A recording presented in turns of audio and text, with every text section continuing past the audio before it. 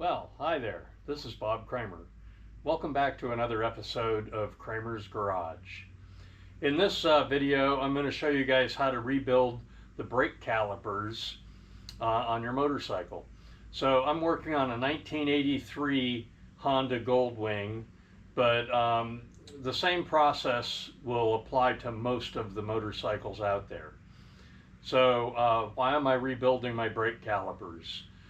First of all, let's talk about that. So I put a new front tire on this bike last week, and when I put the tire on, or when I took it apart to put the tire on, I noticed that my caliper on the left-hand side was leaking a little bit of brake fluid.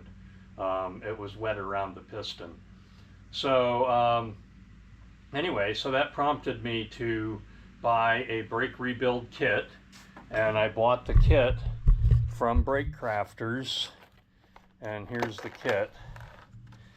So this kit comes with brand new stainless steel pistons. Okay, the original pistons are made out of steel, and they frequently get rusty and pitted up around the area where it protrudes outside the caliper. As the brake pads wear, that rust and corrosion can go farther down the piston and make it not usable in the future. So anyway, these are stainless steel pistons. They should be good forever, never corrode, never rust. And of course, all new seals and the rubber pieces that go with it. So anyway, that's the kit. This kit does both calipers, left and right. And on this particular model of Goldwing, it uses a 25 millimeter piston on the left-hand side of the bike and a 32 millimeter piston on the right-hand side. So, two different sizes pistons, and that's because it originally had the braking system linked. So when you push the brake pedal, it activated the rear brake and the left front. And the hand lever, no, I've got that backwards. It activated the rear brake and the right front. So the right front has the 25 millimeter piston. The left front will be 32. So when you operate the hand lever, it would operate only the left side up front, which would be the 32 millimeter piston. So anyway, and they're dual piston calipers, so there's two pistons for each. And this kit cost around $146 with the new pistons. All right, so enough said about the kit. Brake Crafters is an awesome company. I've bought a lot of brake kits and parts from them in the past. I also have a brand new set of brake pads, EBC high performance organic brake pads, and these also came from Brake Crafters. But I would recommend that you start by draining all the fluid out of the system so that when you take the brake lines apart, you don't get a puddle of brake fluid on the floor. Now what I'm going to do is remove the cap from the master cylinder. Let's crack that loose, and then you're going to put your vacuum pump fitting on there. And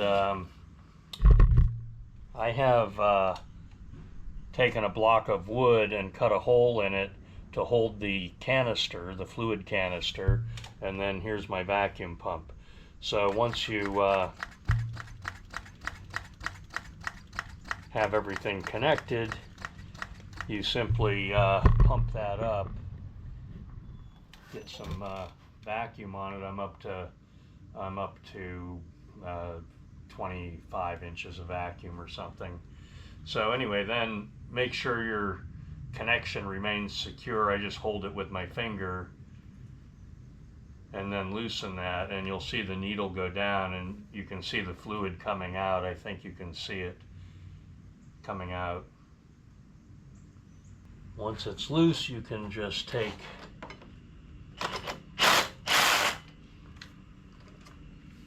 your driver and spin that out, and you see I've got some fluid dripping there. And you'll want to have a container to put the bolts in.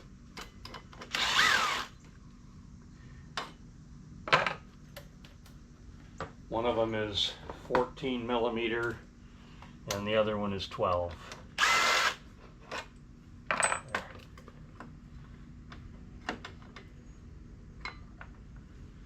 Just pull the hose out of the way.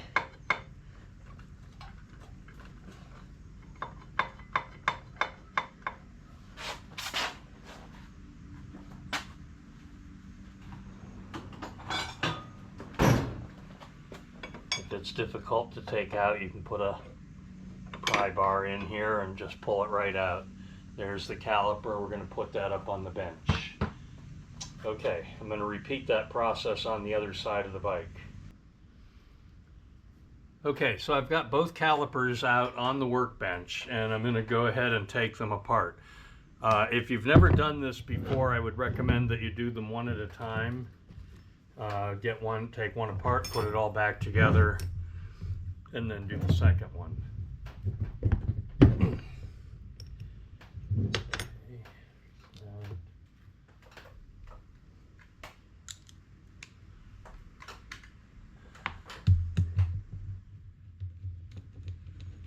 So we'll start by removing the brake pads.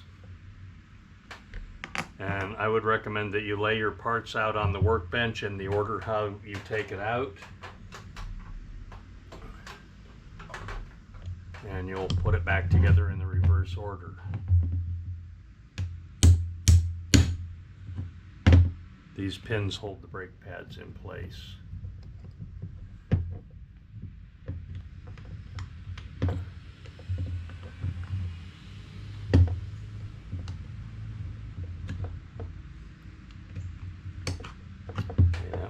Right out.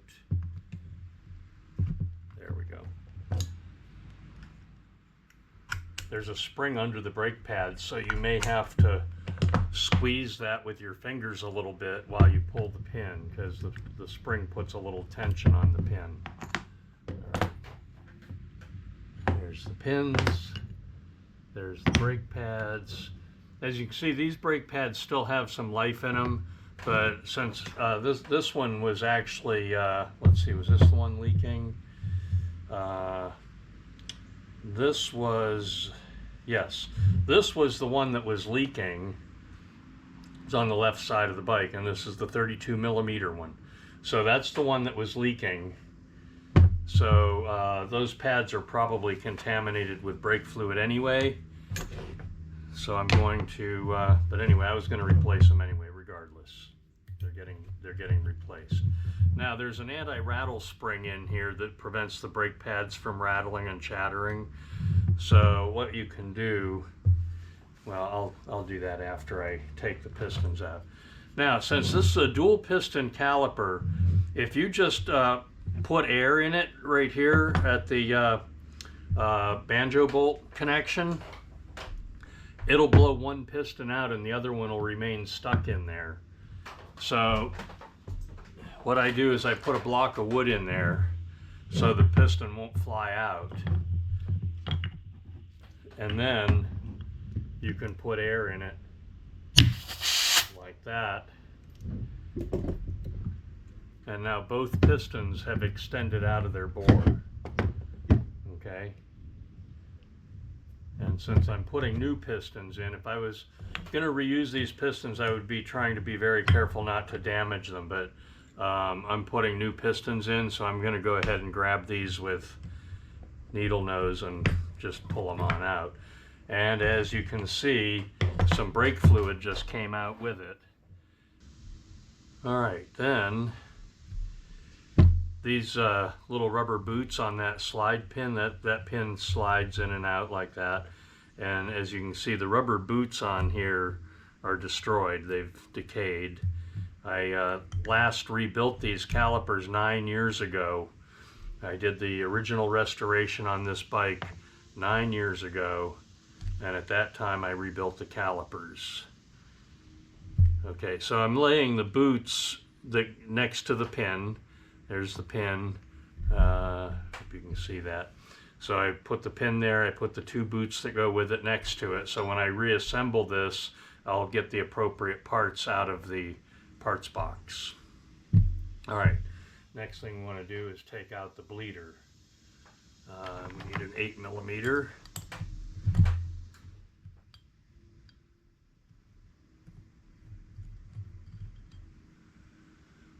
And we'll set the bleeder up here out of the way. Okay.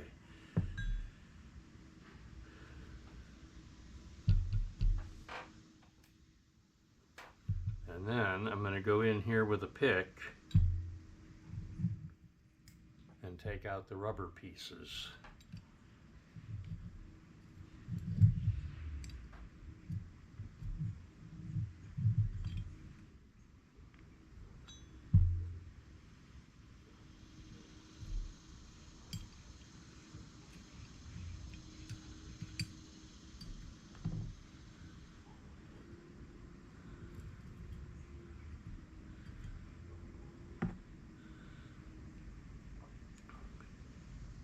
All right, now I'm going to take my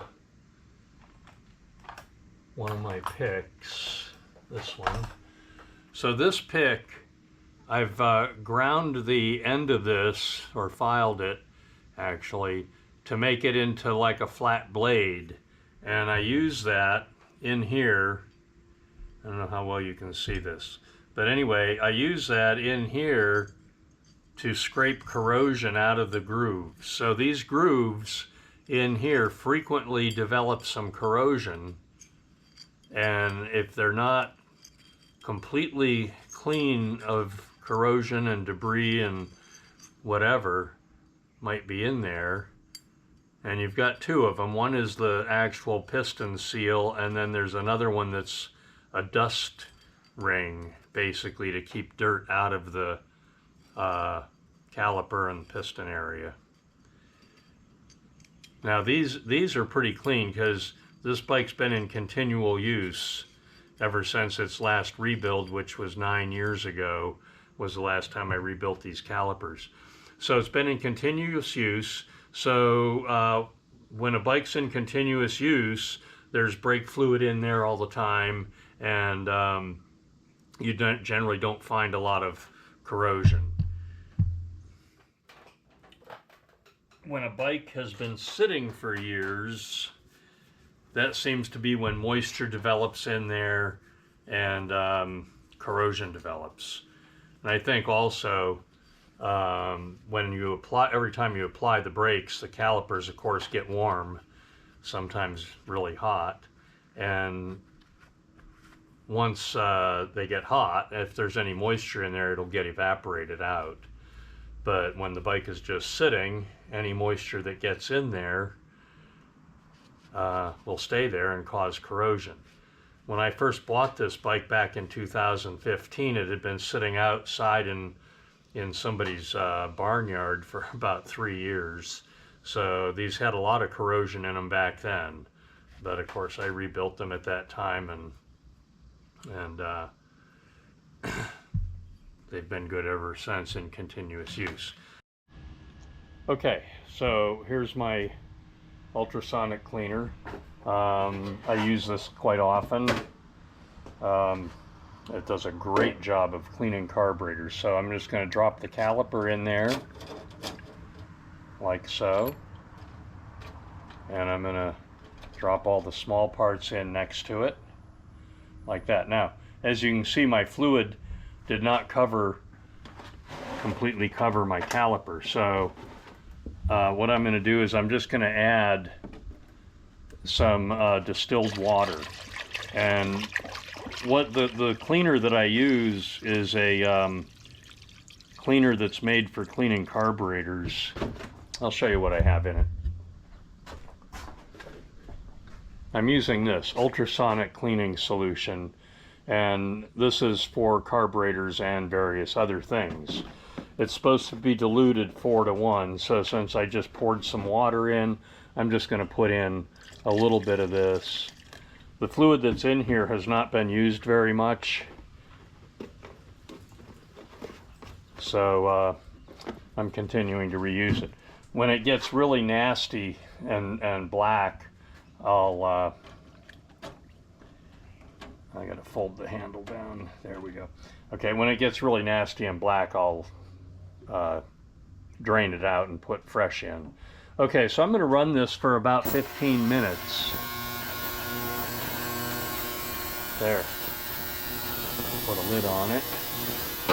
And I've heated it up to 120 degrees. So I'm running 120 degrees with ultrasonic for 15 minutes. Okay, the parts washer has turned off. Let's see what they look like. So what I do is I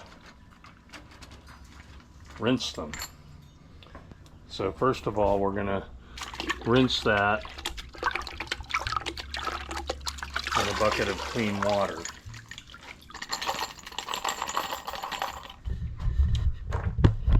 And then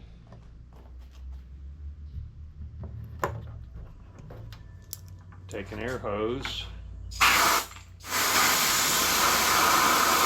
blow dry. There. You don't want to put your air hose down in there too close, or it'll you'll blow your parts all over the floor. Okay. So these pistons have some junk that's stuck on here that didn't come off in the parts washer. So you can just buff this off with a little piece of steel wool, fine steel wool. I'm using 4/0, and just shine that piston up, make sure there's no debris on it. The new bleeders are stainless steel, which hopefully that's a good thing. Now I'm going to show you guys a neat little trick.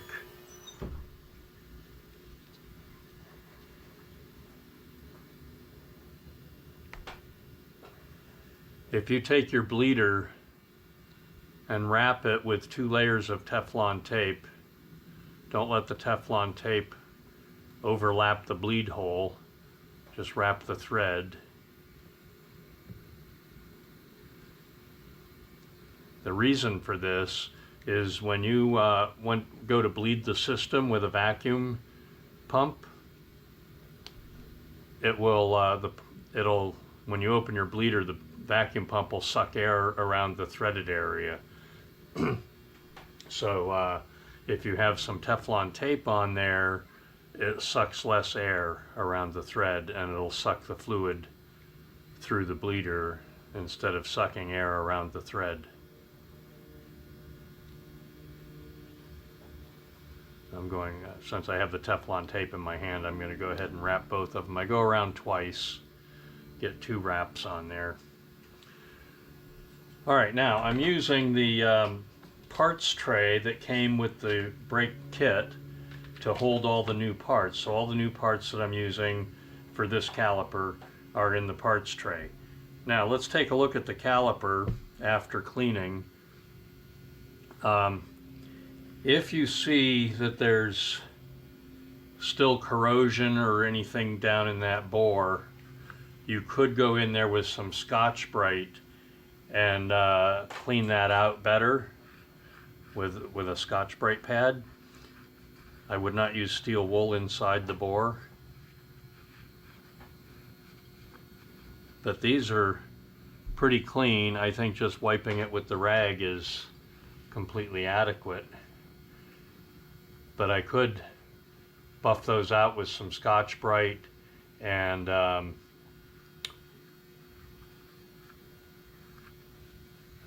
put them back in the parts washer, the ultrasonic. So I'm going to take a Q-tip and just go around the ring where the seal goes in. Make sure that's very clean. Make sure there's nothing in there dragging on my Q-tip.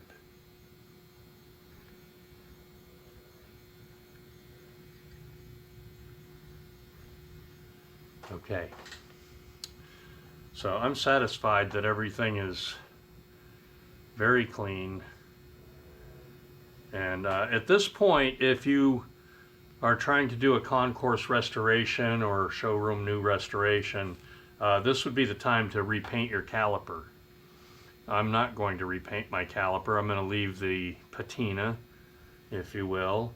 So it's gonna, my 40-year-old bike is gonna look like it's 40 years old. Okay, so the next thing to do is to put the seals in. Brake Crafters supplies a special red rubber lubricant. Okay, so what you want to do is take your seals, put a little rubber lube on your thumb and index finger, and go around that seal, inside, outside, top, bottom. Coat the entire seal with your rubber lube, and then set it in the plastic tray to keep it clean.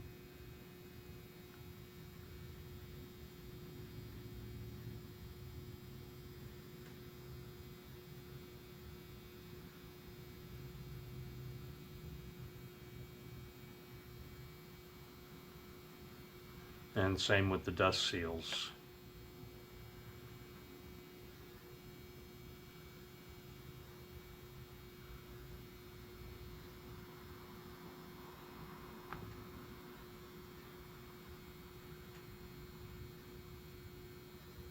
And this is a special rubber lube that is compatible with your brake fluid. I get comments, I've had comments before where people chastise me for using grease inside my calipers, but this is a special formulation to use with your brakes. All right, and the orientation of the rubber piece that you're putting in doesn't really matter. I'll try to hold it up where you can see it better. But anyway, you want to just take that, push it in like that with your finger, and then work it up all the way around like that, and make sure that it's in there straight, square, nothing protruding. If you run your finger around there and you feel the slightest little bump in that rubber, you need to take it out and find out what's causing the bump. It's probably some sort of a piece of corrosion or debris that's gotten in behind there in the groove. All right, and then there's the dust seal.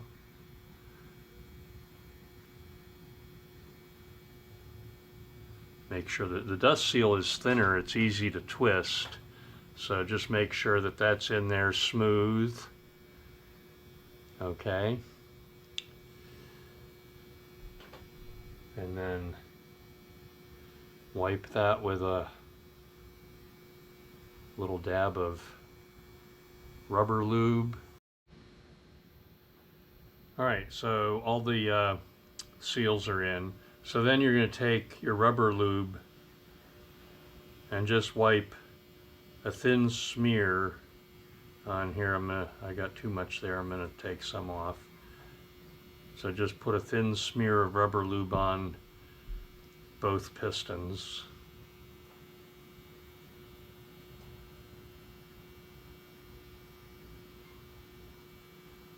You especially want this little chamfered edge here to have some lube on it so it'll slide past those seals.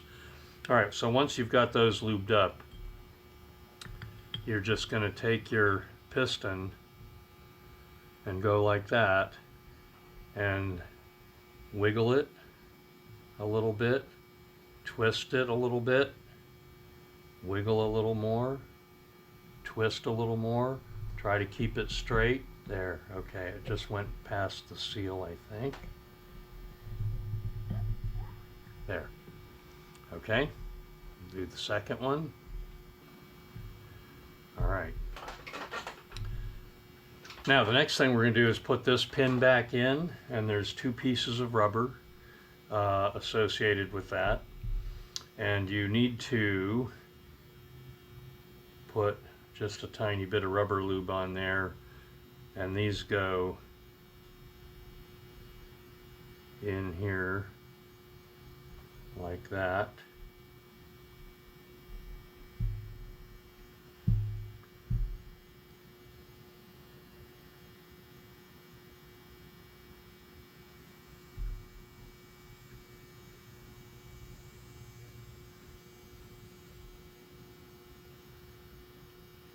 That rubber's not seating up in there, so I'm going to take one of these pins. There we go. And you got to make sure that that rubber is seated up in its groove inside there. All right, then we're going to take the pin. Now, this pin has some corrosion and pitting. It doesn't really matter as long as it slides freely. Now, if it's rusty, clean it up good, wire brush it. I cleaned this on a wire wheel 9 years ago when I did the first rebuild on these. And then you want to grease this up. And I'm using a special brake grease called Sil Glide. It's a brake lubricant and supposedly waterproof and so on and so forth. So I thoroughly coat that pin with grease. Then you have to get this started.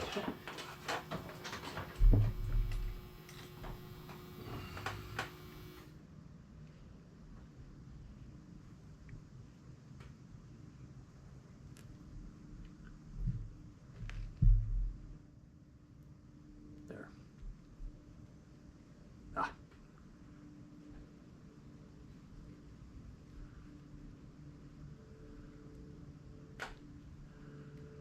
And that has to come up out of the groove. I'm using a very thin blade in there to gently pull that rubber out of the groove. There.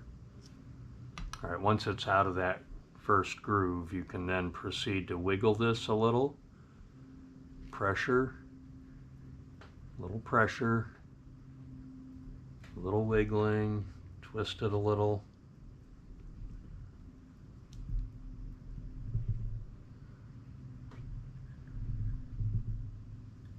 There. Okay. And it just went right on through. Now, you get to the other side. Oh, there we go. So now that rubber just snapped into the groove on the other side, and then this rubber is a little bit inside out, so I'm going to push that back, and again take my thin blade and get that rubber turned around so it sits in the groove there. All right, and if this is all good, oop, I pushed too far.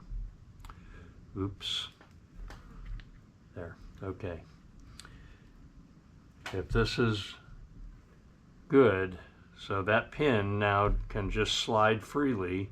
Don't push too far like I just did. But you see that slides freely now.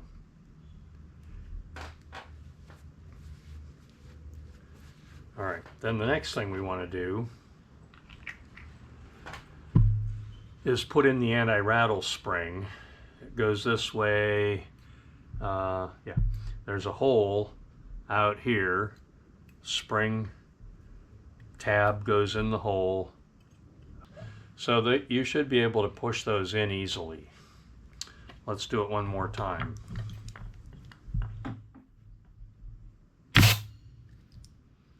They have to move in easily. Very light pressure, like that. Okay. So that should work good. All right, so that's all in place. Now the next thing we're going to do is put the brake pads in. So we need, and you don't put grease on these because that grease will somehow find its way into the brake pad. So there's that. The anti-rattle spring is still in place.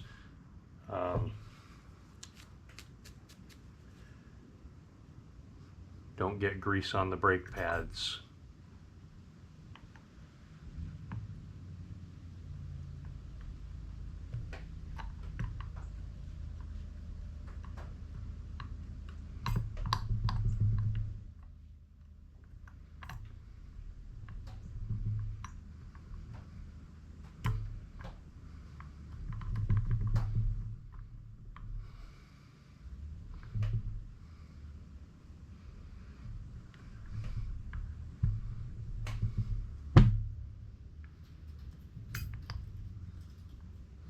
One of the pins went through nicely, the other one is being a little stubborn.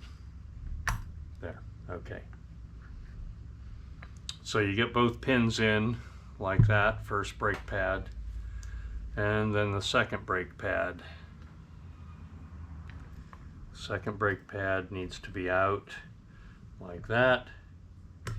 Push the pin through.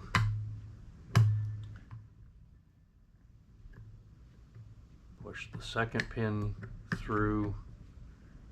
There.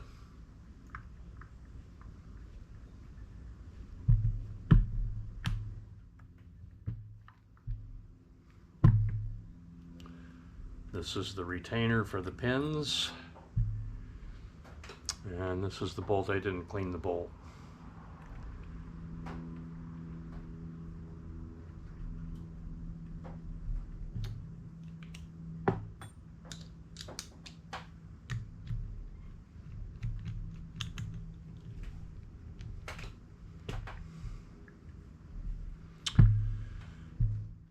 All right, this caliper is ready to go back on the bike. So I'm going to go ahead and do the other caliper, clean it and put it back together. There's there's new caps for the bleeders. I'll put them on after I'm all done. And there's new copper washers for the banjo bolts. So make sure you use all the new parts and everything should work fine.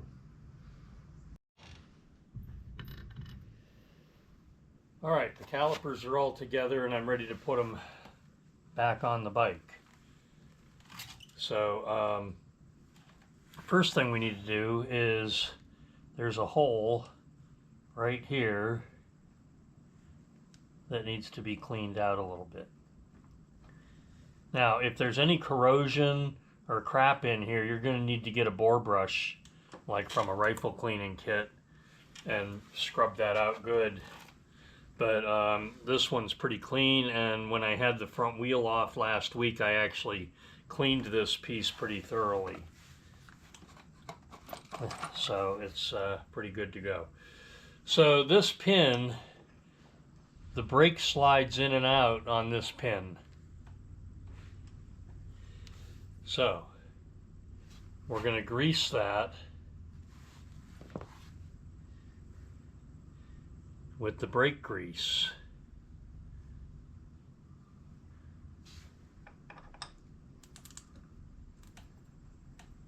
Make sure that grease is spread throughout that hole.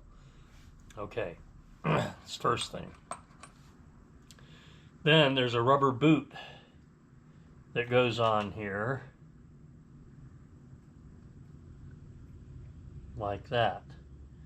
Before you go to install the caliper, make sure that your pin will slide relatively easily through the rubber boot.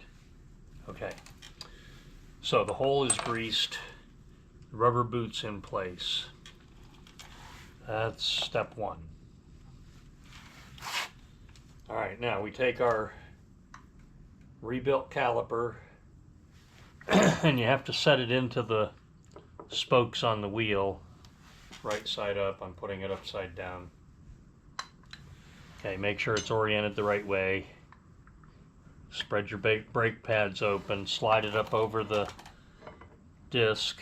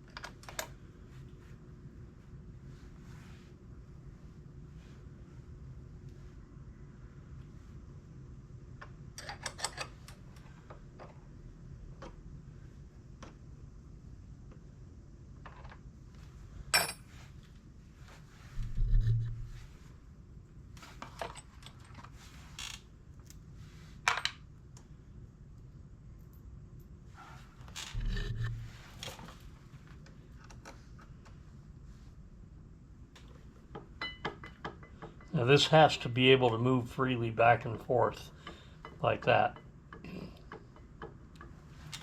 Okay, this bolt here gets 25 foot-pounds like that. This one here gets about 14 or 15.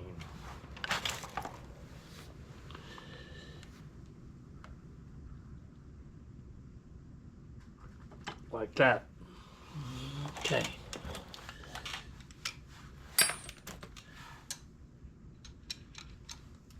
And then these two get 15.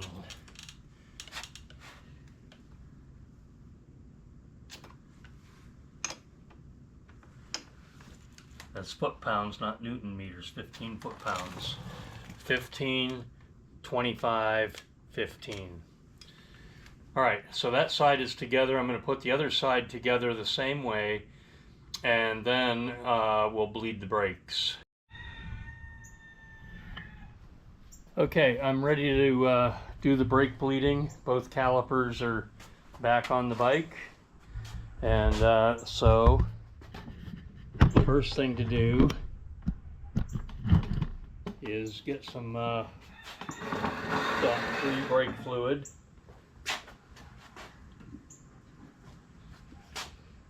.3, and you have to make sure you fill your reservoir. I'm going to tip it a little bit to level it. Tip the handlebar a little bit. There. Okay, now as you go along bleeding, you have to make sure this reservoir stays full like that.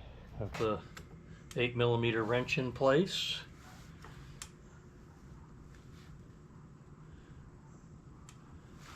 Bleeder hose.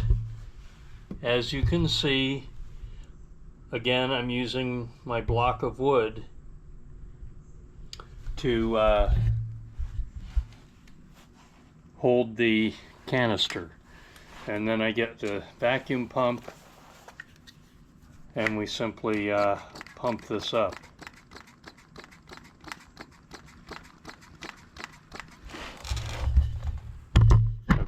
Obviously my bleeder's not tight. No, it's not. Okay, so I need to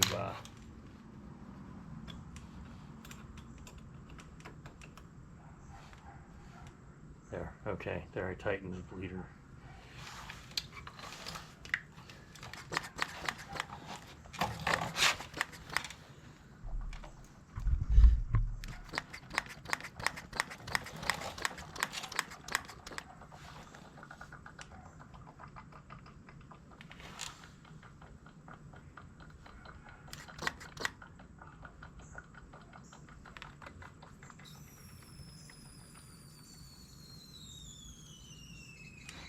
As you can see, there's fluid flowing, there's some air bubbles in it, as there should be.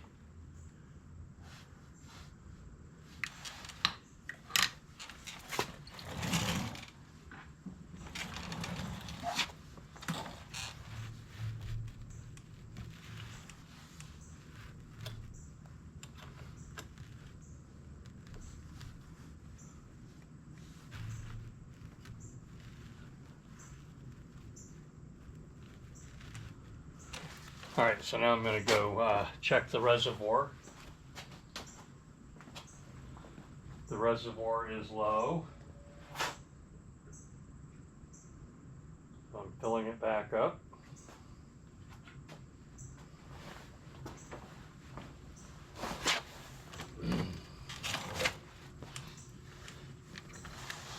Pump up the vacuum pump again.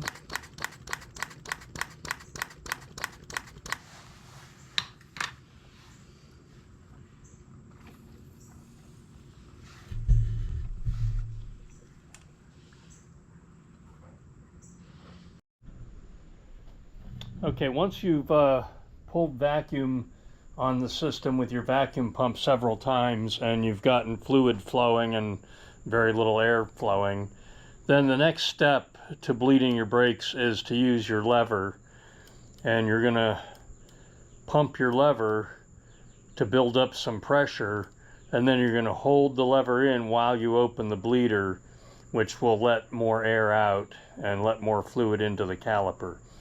That might be difficult for me to film it decently, but here goes. I'm going to give it a try, and we'll see here. Let's see, yeah, there's my bleed wrench. So I've got the hose, the canister, there's the canister, hose, bleed wrench. So with my left hand, I'm going to reach over and pump the lever several times and then hold the lever tight.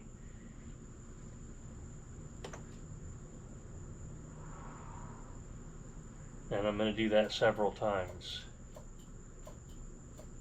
I'm pumping the lever, hold the lever, release the bleeder. Again.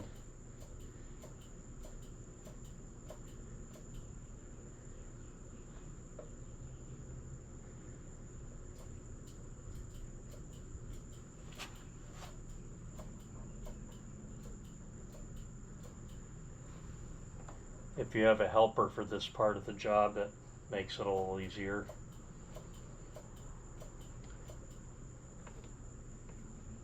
Well, anyway, you're going to keep doing this, building up pressure with the lever, open the bleeder, release the pressure, until the lever starts to develop a normal brake feel. You might have to do it several times. But anyway, that's the caliper rebuild. I'm going to end the video now. I'm just going to finish off the bleeding, and this will be ready to go. So I hope you enjoyed my video. Please give me a big like and subscribe to my channel. Thanks for watching.